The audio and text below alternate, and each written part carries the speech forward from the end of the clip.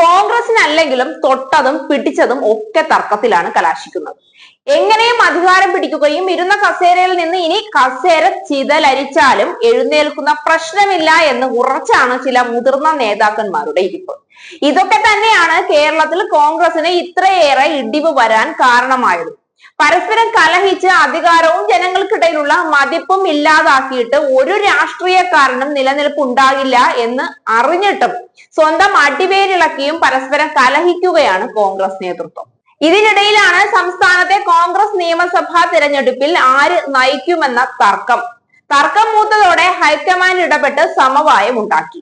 ഇതോടെ കീരിയും പാമ്പും പരുന്തുമൊക്കെ ഒറ്റക്കെട്ടായി. ചെന്നിത്തലയും സതീശനും ശശി തരൂരും സുധാകരനും ഒക്കെ തൽക്കാലം മയപ്പെട്ട് പാർട്ടിയോട് ചേർന്ന് നിൽക്കുകയാണ്. ഇതിനിടെ സംസ്ഥാനത്ത് കോൺഗ്രസിൽ നേതൃമാറ്റത്തിന് സാധ്യതകൾ ഉടൻ ഇല്ലെങ്കിലും ഭാവിയിൽ വീണ്ടും അത്തരം ചർച്ചകൾ ഉരുത്തിരിഞ്ഞേക്കുമെന്ന സൂചനയുമുണ്ട്. ഈ സാധ്യത മുന്നിൽ കണ്ട് സ്ഥാനം നേടാൻ വേണ്ടി കോൺഗ്രസിലെ യുവനിരയും കരുക്കൾ നീക്കുന്നുണ്ട്. റോജി എം ജോണിന്റെ പേര് KPCC അധ്യക്ഷ പട്ടികയിലേക്ക് ഉയർന്നു കേട്ടതും ഇത്തരം സാധ്യതകൾ മുന്നിൽ കണ്ടായിരുന്നു.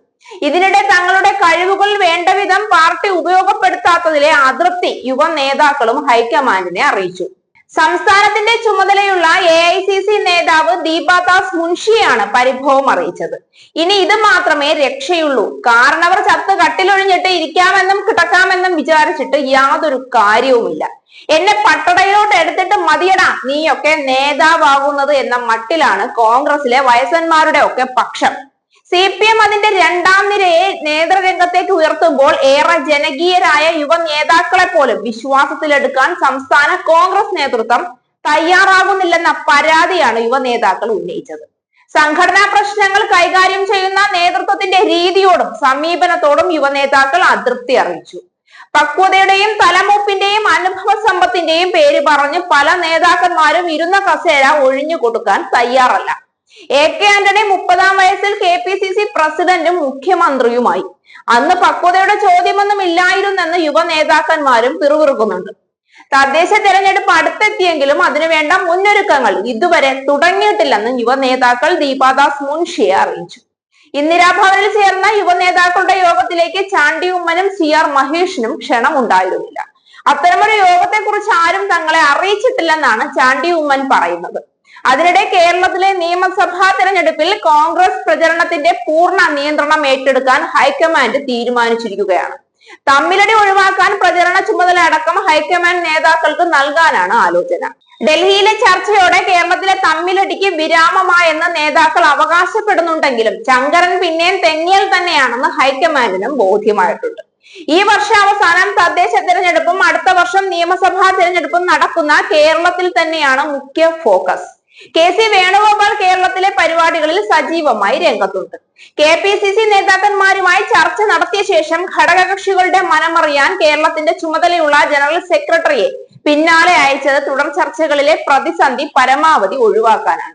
മുഖ്യമന്ത്രിയെ പ്രഖ്യാപിക്കാതെ തിരഞ്ഞെടുപ്പ് എന്ന പതിവ് ശൈലിക്കൊപ്പം സംസ്ഥാനത്തെ ഒരു നേതാവിനെയും പ്രചരണ ചുമതല ഏൽപ്പിക്കാതെയുള്ള പരീക്ഷണത്തിന് ഹൈക്കമാൻഡ് തയ്യാറെടുക്കുന്നുവെന്നാണ് ലഭിക്കുന്ന വിവരം. ഹൈക്കമാൻഡിലെ നേതാവിന് പൂർണ്ണ പ്രചരണ ചുമതല നൽകാനാവും നീക്കം. നിലവിൽ സംഘടനയിൽ പ്രത്യേക ചുമതലയൊന്നുമില്ലാത്ത പ്രിയങ്ക ഗാന്ധിയെ തന്നെ പരിഗണിച്ചേക്കുമെന്നാണ് അറിയുന്നത്. വയനാട് MP കൂടിയായ പ്രിയങ്കയുടെ നേതൃത്വത്തിലെ പ്രചരണം സംസ്ഥാനത്താകെ പാർട്ടിക്ക് ഊർജം നൽകുമെന്നാണ് വിലയിരുത്തുന്നത്. ഘടകകക്ഷികൾക്കും ഈ ഫോർമുലയോടാണ് താല്പര്യം. അതേതായാലും നന്നായി. പ്രിയങ്കയാകുമ്പോൾ കേരളത്തിലെ ജനങ്ങൾ കോൺഗ്രസിനെ വിളിക്കുന്ന തെറിയൊന്നും മനസ്സിലാവുകയുമില്ല, ചിരിച്ചുകൊണ്ട് നിന്ന് കേൾക്കുകയും ചെയ്തോളും.